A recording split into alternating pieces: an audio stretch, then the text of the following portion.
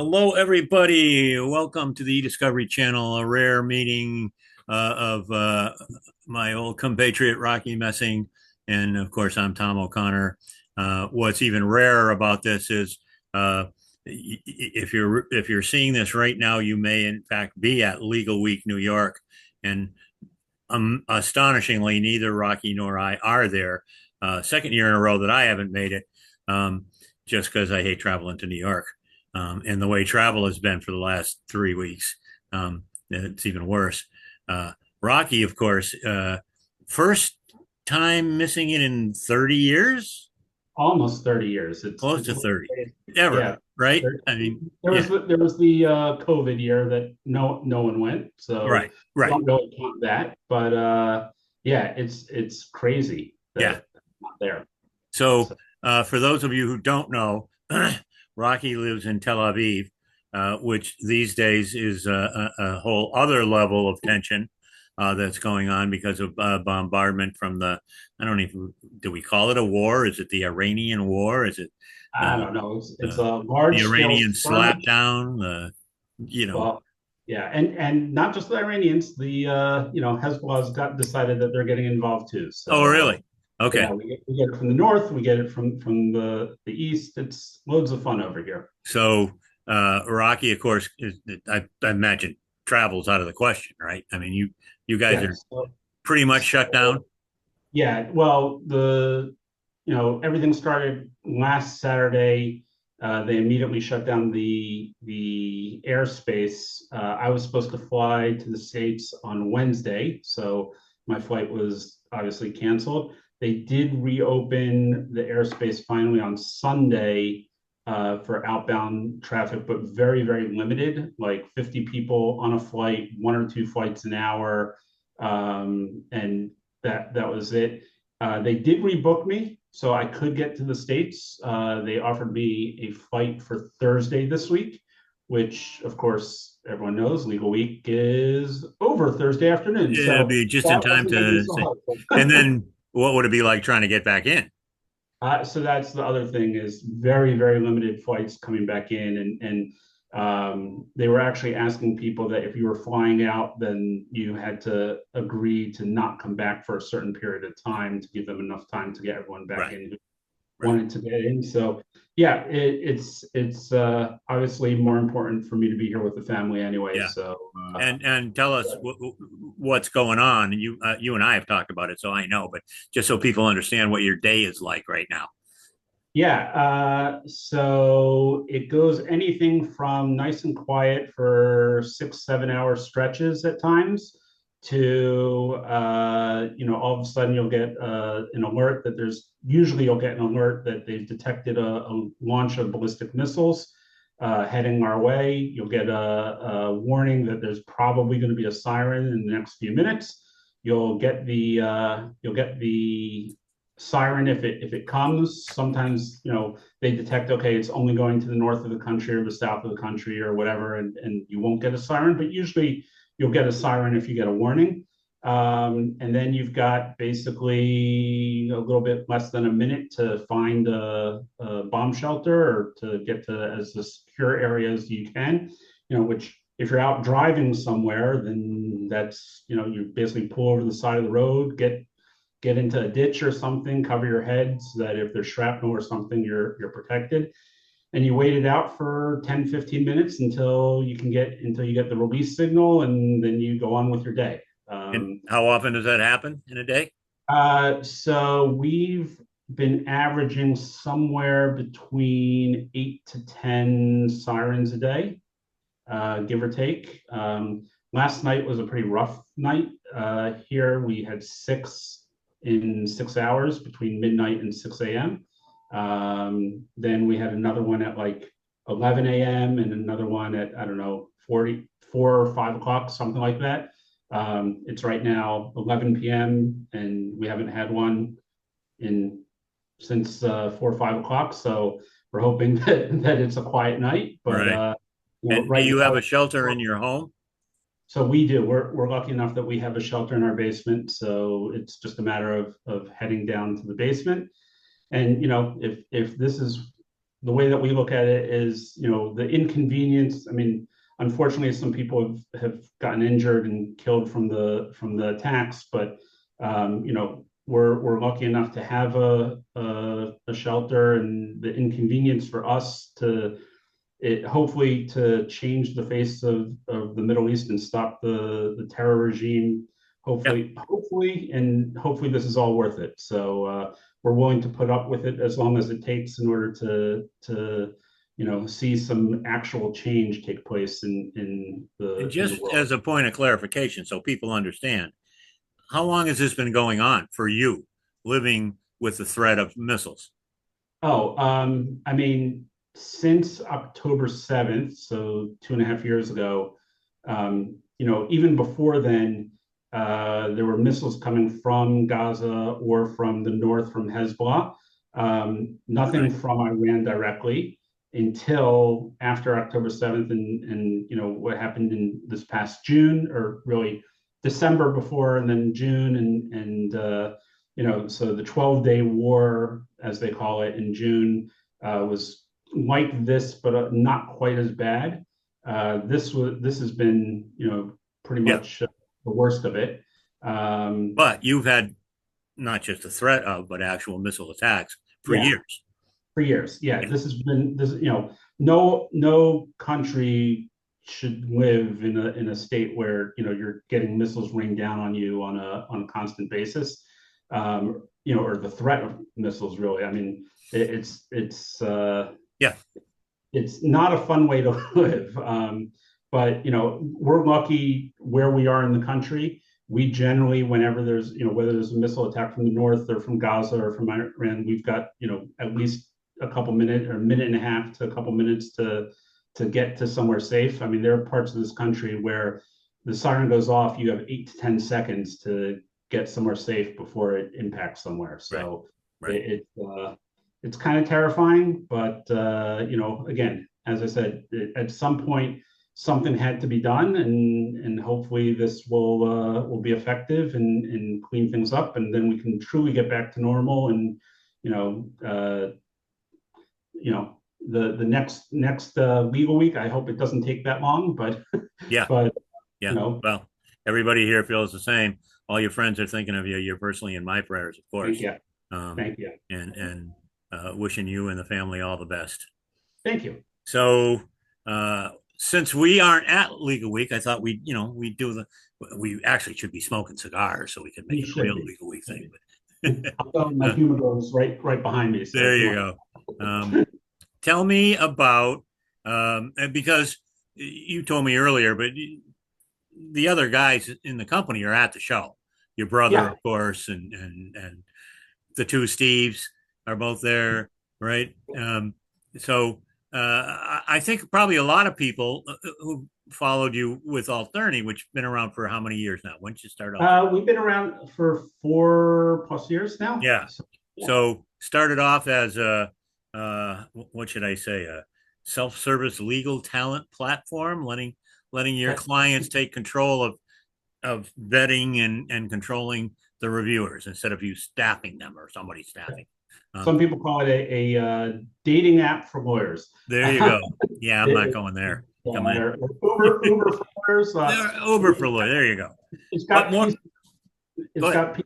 got pieces of all of that, or Fiverr, or whatever you want to do. Yeah. But yeah, the original platform that we had released 4.5 years ago was the marketplace platform that helps to law firms or service providers to actually identify groups of attorneys, 1, 5, 30, whatever you might need, to recruit them, get them onto a case to do whatever type of legal work they need. Typically, it's doc review, but other things as well.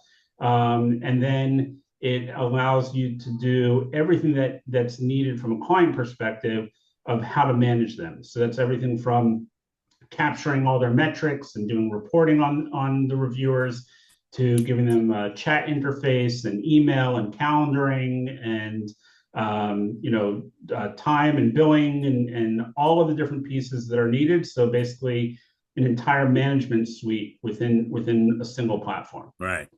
But more recently, you've added a product. Can I call it a product? Yeah, Mark, it is. Mark, spelled Yeah. MARC, um, which is really and I'll so correct me if I'm overstating or understating. Either way, I'm calling it a Gen AI first pass review tool that's not hosted by you, the company, but used directly by the client, um, that allows them to make decisions on the documents before they're uploaded to a review platform. Is that semi accurate? That's a pretty good description. Okay.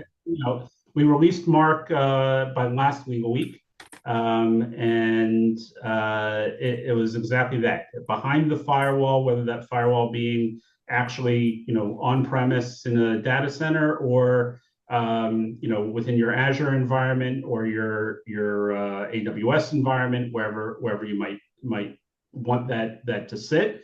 That allows a corporate client or law firm or whoever it is to actually take the data, analyze it, apply all kinds of different analysis to it. So whether that be relevant, kind of the in-out kind of tar kind of workflow of should it be reviewed or not? Is it relevant to the case? But also really deep priv analysis and PII analysis and PHI and respond, which you can take a list of 100 RFPs and drop it in and it'll analyze and say, okay, this document is relevant to RFP number 17, 46, and 72, or it's not relevant to any of the RFPs. So really doing that deep analysis and providing as much data intelligence on the data before any human actually needs to look at it. And one of the keys is that it was all done without prompting. So it was done based off of a protocol that is built out based off of artifacts in the case. So you've got your complaints or your subpoena or whatever it is. You drop those in, it builds out the case memo basically of what defines relevance in this specific manner. And then it goes ahead, analyzes the data, and spits out the results. And that's what we had released a year ago, and highly successful. It's been going great. But this year we actually added a couple of different things, Okay. especially geared towards investigations, because we all like to talk about the massive second requests that we're going to need to analyze 18 terabytes of data and blah blah blah blah blah. In Your 10 days, typical you gotta make sure to say in 10 days. Yeah. exactly, Yeah. but your typical client, your corporate client, right? Those happen, if ever. Those happen, once every couple of years. That you'll have the massive, massive, massive cases, and you'll have a couple of big ones. Four or five times a year, maybe something like that. For your typical, obviously, they're the more litigious corporations where they're getting big stuff all the time. But your average corporation, while they only have a handful of those big cases, small investigations, HR investigations, those types of things are happening every day, right? They'll have 10, 15 cases a week at times, of small. I've got a couple thousand documents. I just need to figure out what's going on in them. Yeah. And that's what the new MARC investigate module is really geared towards. We added in some basic processing, so I can take a couple PSTs or directory of data, drop it in, have it process it, analyze it, and then use the AI in order to actually figure out what's going on and what's relevant to whatever the allegation is or the HR matter or whatever it is. And with that, so we added in the processing, we added in a quick viewer to be able to see the data quickly within the tool, so you don't have to use a relativity or reveal or any of the other review tools. You can just do it all. Again, it's not meant for review. We're not trying to compete with relativity or reveal or logical or disco or any of those. This is I just need to look at a couple of documents to see what's going on and determine, is there a case here or not? Is there something actually I need to be worried about? And as part of that, in order to make the AI even easier for the end user, we added what we call now adaptive learning, which basically will start presenting documents to the attorney or investigator, whoever it is, and just ask them to make a determination on each document. Is it relevant or not? And we very specifically pick those documents that we want the reviewer to look at, because they're going to teach the system what is relevant or not in order to basically surface the things that are really important to them. We also added a chat bot that is a really detailed, not just a generic chat, but it's really geared towards, again, I don't know, I've got a thought of an allegation. Can I start to find some things? It's not meant to find all of the relevant data, but can I find examples of things that may very well be relevant here? So it'll give you a pretty detailed analysis based off of whatever you ask it, with the references to those specific documents that you can then tag and have those added to the adaptive learning to help, again, to further teach the system what is relevant or not. As you see things and you're going through the documents in the adaptive learning and it references some some program that the company was doing, then you can just go right back to the chatbot and say, tell me about this program, and it'll bring up another 10 documents that have to do with the program. Excellent. With a good description of what it is, and you can say, oh, these 3 of those are actually relevant to whatever it is that I'm looking for. So right. It's multimodal, right? Whatever the best way to get the information about what you're looking for, of what's relevant or not, feed that into the system, let the system learn, and then let it spit out what the results are. And it could be you've looked at 50, 60, 70 documents and you're done, because I've proven that whoever it is did whatever it is that I think they did, and I'm good to go. It could be that I look at those and I say, you know what, this is a real problem. I now need to expand this out to a full collection of 200,000 documents. I can then move into that full analysis that we always had with the protocol. It'll automatically already have that protocol there to be able to analyze that data and give you the review decisions on every one of those documents that then you would put into a relativity or other review tool. Right. And last but not least, near and dear to my heart is this going to be priced, or is it priced at a price point that small firms, small cases, it's going to be useful for? Yeah, so we make it really easy from a pricing standpoint. We actually, it's an all-you-can-eat pricing from our license perspective. So we just to I don't know if it's to ease people into it. It's a monthly pricing that increases each month. So March is $3,000. April is 4,000, et cetera, until you get to December at 12,000. Cancel at any time. So if you don't like it or not finding the need for it, you can cancel it. Yep. And that's from a licensing perspective. And then because it's running on the client's hardware, they pay the hardware costs, which on average is about a penny per document per pass. So if I'm running relevance, privilege, and PII on a set of data, then it'll be basically 3 cents to run that on the hardware. Okay. So unlimited license from our perspective, but then you pay Microsoft or Amazon for the actual hardware use, right, which instead of it going to OpenAI or Gemini or any of those, first of all, from a security standpoint, it's all staying within your environment because it's running on your local hardware, and you're paying hardware costs, not token costs. Right. So it's a lot more efficient and a lot more cost effective. Excellent. So how does if somebody's seeing this and they're at Legal Week, how do they get a hold of you? Well, they don't get a hold of you, obviously. So you can pop in. We've got a meeting space on 38th, about half a block away from the Javits Center, and you'll see there's an Altorney sign on the street there in front of the space where we are. Or else they can reach out to us at sales@altorney.com or info@altorney.com and reach out to our team. And we're happy to set up a quick meeting. Great. Sounds great. Look forward to seeing it in person myself at some point. I hope to be able to show it to you in person Yeah, stuff at yeah, some point. Yeah. yeah. Well, thanks again for just taking the time so we can get this out in front of people. Um, and uh, hope that things stay safe where you are. And yeah, Thank you. maybe we'll get to see you later in the summer at some other show. I certainly hope so. All right. Thanks, Rock. Thanks, Tom.